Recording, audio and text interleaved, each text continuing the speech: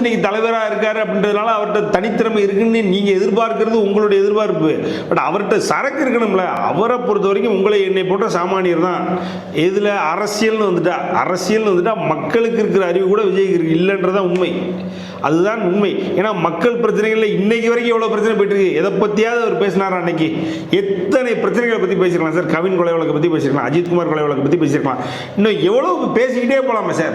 அதுக்கு ஒரு அரசியல் இருக்குன்றத அவர் தவிர்த்து விட்டார் அப்படின்ற என்ன அரசியல் இருக்கு சார்? மக்கள் பிரச்சனை பேசாம நீங்க என்ன பெருசா அரசியல் பண்ணிட போறீங்க? கவின் கொலை பத்தி பேசினா ஒரு சாரா தன்னை எதிர்ப்பாங்க, சரி அப்படின்ற ஒரு அரசியல் அவர் அணுகுறார் அப்படின்றது சொல்லப்படும். அப்படி ஒரு அரசியல் அணுகுறாருன்னா நீங்க ஒரு நாலாந்திர ஐந்தாந்திர அரசியல்வாதியாக ஒரு ஜாதிய ரீதியாக அரசியல் பேசுறவராகவும் இல்ல ஒரு மத ரீதியாக அரசியல் பேசுறவராக தான் நீங்க வர போறீங்க அப்படின்னா எதுக்கு எனக்கு விஜய்? அதுக்கு தான் எனக்கு 1000 பேர் இருக்கானே, 540 கட்சி இருக்க. நீ எதுக்கு 541வது கட்சி?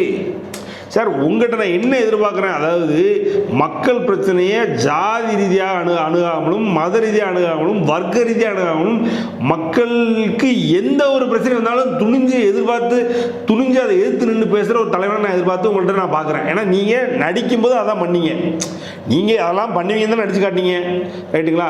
இப்போ இங்கே நான் எஸ்சிக்கு பேச மாட்டேன், கிறிஸ்டினுக்கு பேசுவேன், இதுக்கு பேசுவேன், அதுக்கு பேச மாட்டேன் நீங்கள் பிரிச்சிங்க அப்படின்னா அப்புறம் நீங்கள் எதுக்கு எனக்கு? அதுக்கு தான் 100 பேர் இருக்கான உள்ள. அதுதான் நீங்கள் பண்ணுற தப்பே சார். அதுதானே சார் சொல்கிறேன். இப்போ என்னை கூப்பிட்டு உங்களுக்கு நான் எம்எல்ஏ பதவி தரேன் சார் நீங்கள் வைங்க அப்படின்னா, இப்போ உங்களுக்கு கூப்பிட்டு உங்களுக்கு எம்எல்ஏ பதவி தரேன் நீங்கள் என்ன யோசிப்பீங்க? ஆஹா எல்லாருக்கும் பொதுவாக இருக்குன்னு நினைப்பீங்க. அதுதானே நம்மளோட மைண்டில் முதல்ல ஸ்ட்ரைக் ஆகும். அது விஜய்க்கு ஸ்ட்ரைக் ஆகலை, அவ்வளோதான் விஜயோட அறிவு. சரி, இன்னும் எதுவுமே அவருக்கு இல்லை சார். இப்போது நான் என்ன கேட்குறேன்னா, இப்போ அவர் ஒரு வன்னியர், அவர் ஒரு எஸ்சி, அவர் ஒரு இன்னொரு ஜாதி, ஏதோ தேவமாறு ஏதோ ஒரு ஜாதின்னு வச்சுக்கோங்களேன். அப்படின்னா அவர் பயந்தா ஒரு ரைட்டு.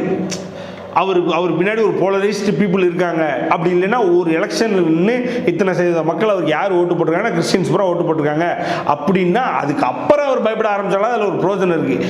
என்னையை நம்பி ஒரு 10% ஓட்டு, 5% ஓட்டு, 3% ஓட்டு இன்னார் போட்டிருக்காங்க. அப்போது இன்னார்லேருந்து ஒருத்தன் தான் அந்த தப்பை பண்ணியிருக்கான். அப்போ அதை போய் நான் பேச போனேன்னா இவன் பூரா டென்ஷன் ஆவான். இப்போ 1 இயர்லேருந்து ஒருத்தன் போய் ஒரு எஸ்சியை குத்தி போட்டிருக்கான், ஒரு தேவமாரை குத்தி போட்டிருக்கான் அப்படின்னா 1 இயர் ஓட்டு என்கிட்ட ஒரு 3% ஓட்டு இருந்ததுன்னா நான் அமைதியாக அமுக்குடி மாதிரி இருந்துக்கிடுவேன். இப்போ எஸ்சி ஒருத்தன் அடித்தா திருமாவளவன் எப்படி அமைதியாக இருக்காப்புல, அதே மாதிரி இப்போ ராமதாஸ் எப்படி 1 இயரில் ஏதாவது ஒரு பிரச்சனை நடந்ததுன்னா அமைதியாக இருக்கும். அந்த மாதிரி நான் இவன்ட்ட ஒன்றுமே கிடையாது, அடிச்சு ஆட வேண்டிய